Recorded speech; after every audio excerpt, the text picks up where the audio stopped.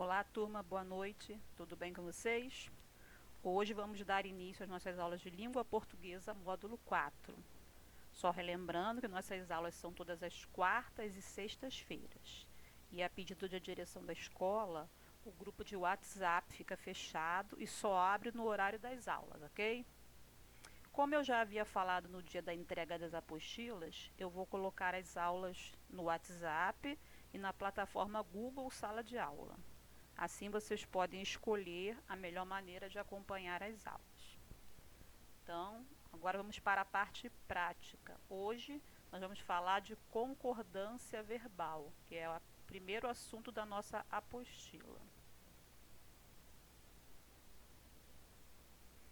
Como nós somos falantes da língua portuguesa, a maior parte das regras de concordância já está internalizada em nós, ou seja, a gente já usa essas regras no nosso dia a dia, já é algo natural para a gente. Primeiro a gente vai falar dos casos de concordância com sujeito simples, depois com sujeito composto e depois com os casos especiais, beleza? De antemão eu já vou falando que este assunto é muito tranquilo, muito fácil. Então vamos lá.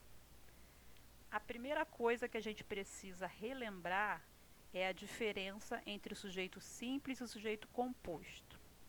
O sujeito simples tem apenas um núcleo.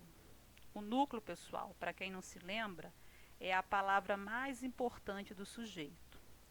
Às vezes, o sujeito não tem só uma palavra, ele tem várias.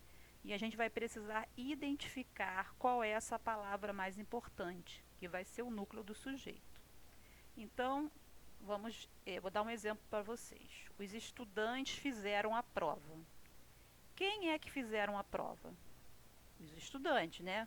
Então, os estudantes é o meu sujeito, mas o núcleo, que é a palavra mais importante, é uma só, é estudantes.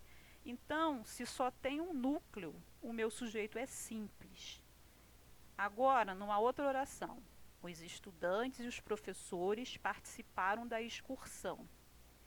Quem é que participaram da excursão? Os estudantes e os professores, né? Então, os estudantes e os professores é o meu sujeito, mas os núcleos, que são as palavras mais importantes, agora são duas, estudantes e professores.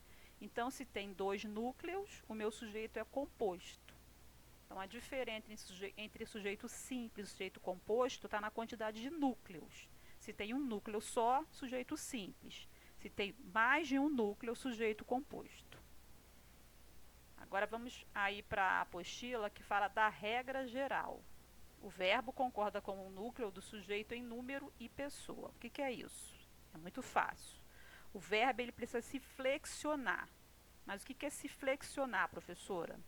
É dizer que esse verbo se modifica, né? Ele vai para o plural ou ele pode ficar no singular, para concordar com o núcleo do sujeito. Em número, quando eu falo em número, me refiro a singular e plural. Ó. E também concordar em pessoa, primeira, segunda ou terceira. Lembra do eu, tu, eles, nós, vós, eles? Então, na língua portuguesa a gente tem primeira pessoa do singular, eu, segunda pessoa do singular, tu, terceira pessoa do singular, ele ou ela. E no plural, primeira do plural, nós, segunda do plural, vós, e terceira do plural, eles ou elas. Então, olha só este exemplo que está aí na apostila. Eles são legais. Eles, que é o nosso sujeito, está na terceira pessoa do plural. Então, o verbo precisa acompanhar esse sujeito. Ele também vai ter que estar na terceira pessoa do plural.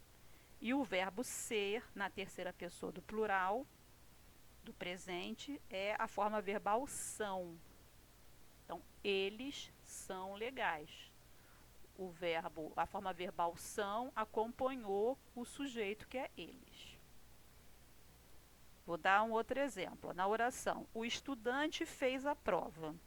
O meu sujeito é o estudante. O núcleo desse sujeito é estudante, que é igual a ele, né? Estudante é uma coisa que ele. E ele é a terceira pessoa do singular. Então, o verbo fazer, o estudante fez a prova, né? O fazer tem que concordar com esse sujeito.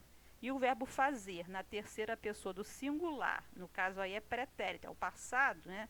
É fez, ele fez. Mesmo que a gente não saiba de todo o porquê dessa explicação que eu dei, você não vai encontrar ninguém por aí falando o estudante fiz a prova. Ninguém fala isso, né? Porque a gente sabe que a forma verbal fiz, o estudante fiz a prova, a forma verbal fiz só cabe com o sujeito eu. Eu fiz a prova. Então, depois vocês vão realizar este exercício aí, número 1, escolhendo o verbo que vai concordar com o sujeito da frase. Observem que em algumas frases o sujeito tem mais de uma palavra. Então, nesses casos, vocês terão que encontrar o núcleo do sujeito para que o verbo concorde com esse núcleo, ok? Agora vamos para os casos especiais. Esse primeiro caso especial a regra diz que quando o sujeito é um coletivo, lembra lá do coletivo, quando a gente estudou lá no primário, que a tia falava, o coletivo é um grupo de uma mesma espécie, né? Um grupo de flores, uma coleção de estrelas, isso é o coletivo. Então, quando o sujeito é um coletivo, o verbo fica no singular. A gente logo pensa que por ser um grupo, o verbo vai ficar no plural, mas não. Apesar de ser um grupo de coisas ou pessoas, o núcleo do sujeito está no singular. Olha o exemplo aí da apostila. O batalhão gritava. O núcleo é batalhão, e esse núcleo está no singular. Por isso que o verbo também vai ficar no singular, tá? Então, apesar de batalhão ser lá o coletivo lá de soldados, batalhão está no singular. Então, o verbo tem que acompanhar o núcleo. Se o núcleo está no singular, o verbo também tem que estar no singular. Aí depois vamos fazer esses exercícios aí, a letra A e a letra B. Mas existe uma exceçãozinha, ó. Se o coletivo vier especificado, tá? Eu posso deixar o verbo no singular ou no plural. Aí tanto faz. Então, gente, neste caso, só erra quem quer, porque você pode escolher. Ou tu coloca no singular ou tu coloca no plural. Olha o exemplo aí, ó. A multidão de fãs gritava. Eu também posso usar. A multidão de fãs gritavam. Aqui eu estou especificando que a multidão era de fãs. Então, aqui eu posso escolher se eu quero o meu verbo no plural ou no singular, beleza? Depois vocês vão fazer o exercício aí. Tá bem fácil, né? Pode escolher um ou outro. A próxima regra diz que quando o sujeito é formado por uma expressão partitiva, o que é partitiva? Que dá a ideia de parte, não é inteiro, tá? É parte. Como metade de, a maioria de, a maior parte de, a menor parte de e outros exemplos, o verbo fica no singular, a gente chama de concordância lógica, ou ele pode ir para o plural, a gente chama de concordância atrativa. Mas o que é isso, professora? Eu não entendi, não. Vamos aí ao exemplo que está na apostila. Eu tenho aí, a maioria das pessoas foi à festa. Neste caso, o verbo ficou no singular porque ele está concordando com a maioria. Então, se maioria está no singular, o verbo também estará, porque ele concorda com essa palavra. Agora, na outra oração, a maioria das pessoas foram à festa. Nós usamos o verbo no plural, porque ele está concordando com a palavra mais próxima, que é pessoas, que está no plural. Então, neste caso, eu usei o verbo no plural, porque concordou com pessoas. Então, neste caso aí, em que o sujeito é formado por expressão partitiva, tanto faz você colocar o verbo no singular ou no plural, tá? Depois vocês também vão fazer esse exercício número 4 aí. Agora, vamos ao próximo caso, de sujeito simples, que diz que quando o sujeito é um pronome de tratamento, o verbo fica sempre na terceira pessoa. Pode ser terceira pessoa do singular ou terceira pessoa do plural, dependendo do sujeito, né? Se tiver na terceira pessoa do singular o sujeito, meu verbo vai ter que ser terceira pessoa do singular. Se eu tiver meu verbo no plural, se eu tiver meu sujeito na terceira pessoa do plural, o meu sujeito vai ter que concordar com esse verbo.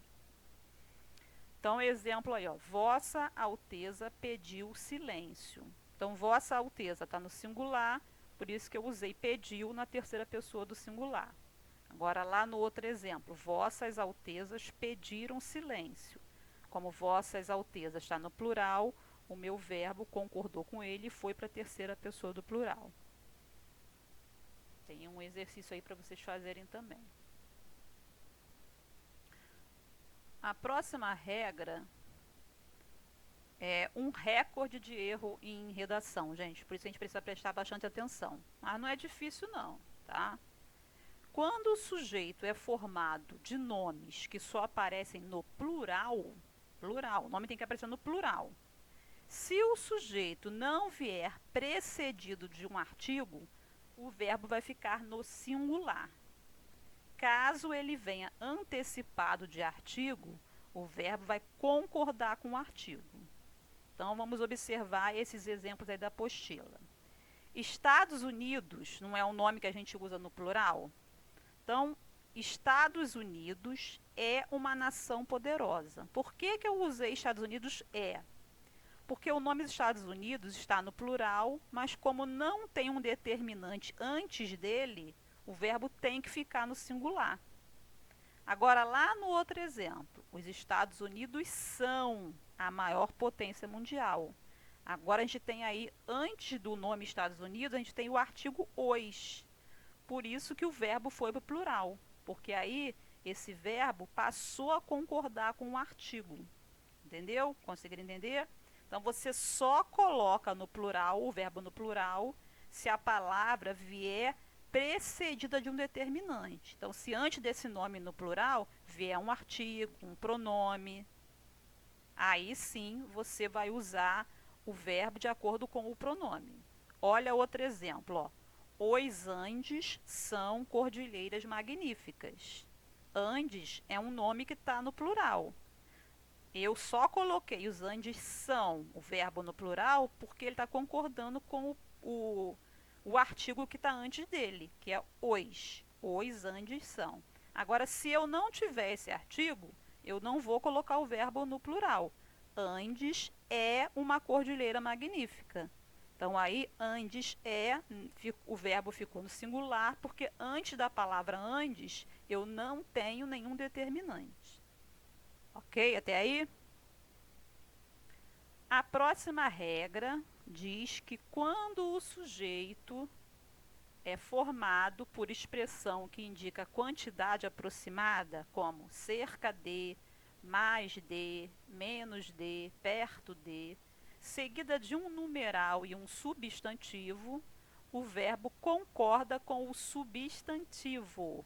Então, o verbo vai concordar com o substantivo. Então, olha o exemplo aí, ó. Mais de um aluno não compareceu à prova. Um aluno. Aluno está no singular, por isso que o meu verbo concordou com ele. Também ficou no singular. Agora, mais de 2 alunos não compareceram à prova. Como alunos está no plural, o verbo também foi para o plural. Tá? Então, lá, ó. Alunos singular, verbo no singular.